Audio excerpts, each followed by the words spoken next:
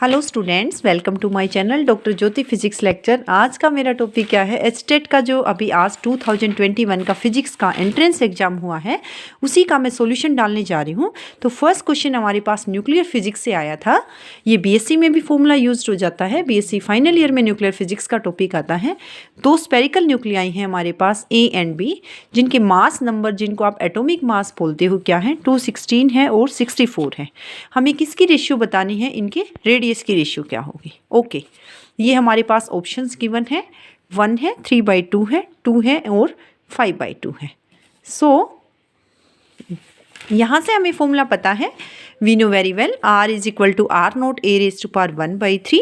R हमारे पास radius है, A हमारे पास एटॉमिक मास है, R नोट हमारा कांस्टेंट होता है। तो R1 क्या हो गया, R naught into A1 raise to power 1/3 and R2 is equal to R naught into A2 raise to power 1/3। So ratio क्या हो गई, R1/R2।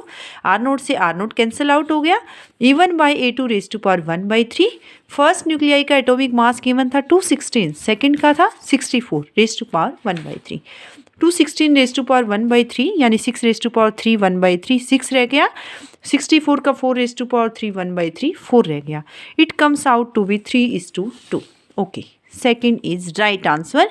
आप सभी चेक कर लीजिए आपने सही किया है या नहीं है। 3/2 आंसर है। ओके, नेक्स्ट क्वेश्चन की तरफ बढ़ते हैं हम। ओके, नेक्स्ट क्वेश्चन क्या आया हुआ है, the quark composition of A proton is. Proton की क्वार्क कंपोजिशन क्या होती है, वैसे आपको आइडिया हो गया होगा, UUD होती है। अब क्वार्क होता है डी डाउन क्वार्क होता है, एक्सचेंज क्वार्क होता है। इसको मैंने सोल्व करके भी दिखा दिया है। UUD, U जो अब क्वार्क होता है उस पर चार्ज कितना होता है, +2/3E। U पे फिर 2/3 और डाउन पे क्या होता है, -1/3। सो 2/3 + 2/3 -1/3 क्या बन गया आपके पास, 3/3। ये आ गया +1। प्रोटॉन में आपने देखा होगा तो +1 चार्ज ही तो होता है। तो मैंने कंफर्म भी कर दिया है। आंसर मेरे पास क्या हो गया, UUD। आप अपना चेक कर लीजिए। अगर मेरे पास जो है न्यूट्रॉन का होता तो वो कुछ अलग हो जाता। आपको याद आ रहा होगा, न्यूट्रॉन पे चार्ज मेरा लाइक UDD हो जाता। D पे -1/3 -1/3 + 2/3 0 आ जाता। ओके, नेक्स्ट क्वेश्चन की तरफ बढ़ते हैं।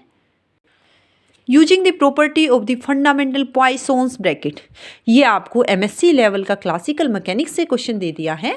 अगर आप याद करोगे तो नेट का एग्जाम जिन बच्चों ने दिया होगा उन्होंने ये क्वेश्चन किया होगा।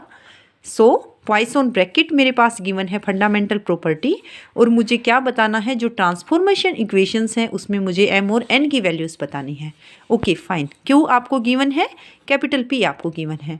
एक तो आप बेसिक अपना याद कीजिए, ट्रांसफॉर्मेशन हम करते हैं तो स्मॉल Q से कैपिटल Q में जा रहे हैं और स्मॉल p से कैपिटल P में जा रहे हैं। तो इसमें कंडीशन हमें निकालनी है कि M और N की कौन सी वैल्यूज़ होंगी कि हमारे पास ट्रांसफॉर्मेशन क्या हो, कैनोनिकल हो। Okay, for transformation to be canonical हमारे पास क्या होनी चाहिए, QP = 1, यानी इन दोनों की जो पॉइसन ब्रैकेट की डेफिनेशन है वो क्या हो जानी चाहिए, 1। डेफिनेशन लगाइए, ये क्या होता है, करली Q बाई करली स्मॉल Q, करली P बाई कैपिटल स्मॉल करली P माइनस Q का डेरिवेटिव स्मॉल p के रिस्पेक्ट में, P का डेरिवेटिव स्मॉल q के रिस्पेक्ट में = 1।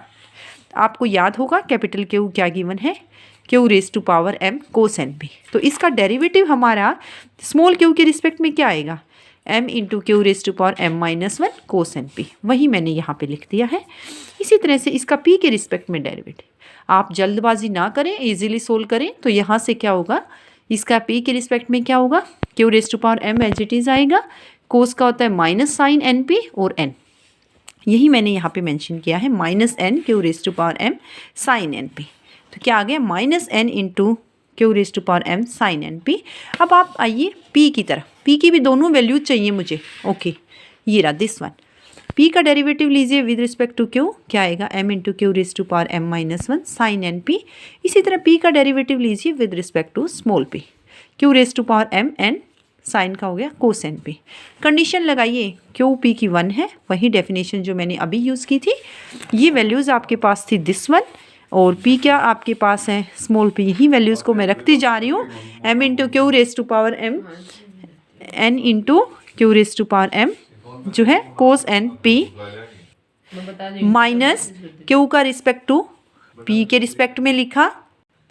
सो ये वैल्यूज़ मैंने सब्सटीट्यूट की हैं, तो मेरे पास क्या आ रहा है, m × n और n two q raise to power 2m-1 common है। अंदर क्या बचा, cos square n p plus sine square n p is equal to 1। ये हमारे पास 1 हो गया ब्रैकेट वाली term. m into n into q raise to power 2m-1 1 है। तो आप क्या करोगे, कैसे सिंप्लीफाई, आपको m और n की वैल्यूज़ निकालनी है।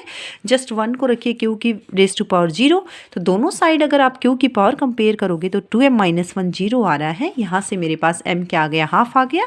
अब क्या बचा, यही तो कंडीशन होती है, a into b equal to 1 है, या तो a 1 है या मेरा b 1 है।